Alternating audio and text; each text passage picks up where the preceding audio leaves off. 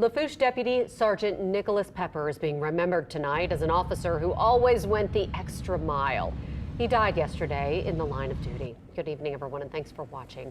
I'm Katie Moore. And I'm Cherise Gibson. The sheriff says Pepper worked extra hours to help fellow officers and to provide for the family he leaves behind.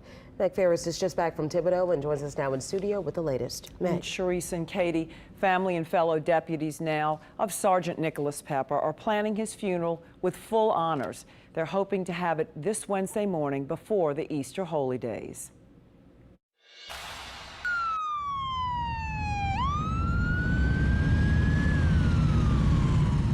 The hearse carrying fallen Lafourche deputy Nicholas Pepper passes the site where he took his last breath.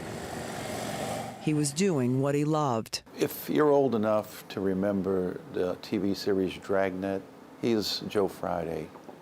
He is that dependable, workhorse, smart, determined, diligent guy that shows up to work every day, never complains, stays out as late as he has to, gets the job done. It was around 5 o'clock Sunday morning. Sergeant Pepper was at this Highway 1 intersection in Thibodeau, keeping traffic out of what police call the hot zone.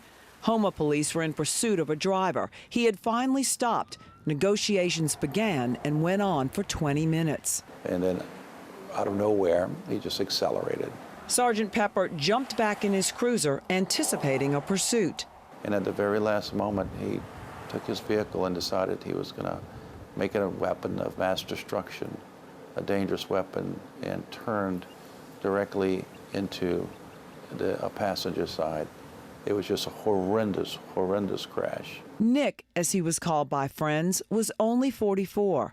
He also had worked as a Houma police officer and Terrebonne Parish deputy. His widow also worked for Lafourche Sheriff and was now assigned to the DA's office as an investigator. One of his 2 daughters is still in college. His son graduates from high school in weeks. I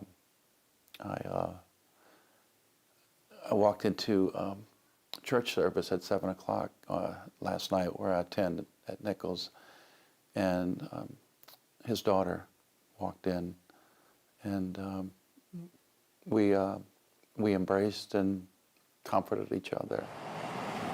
Monday morning, the entire department gathered to cry and laugh over Nick's stories about a dedicated officer who wasn't even on shift, but pulling extra hours helping when he could have been at home.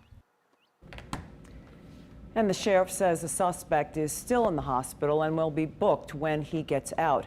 State police are going to be handling this investigation.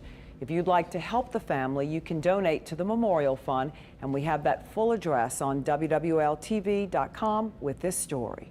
Meg, thank you.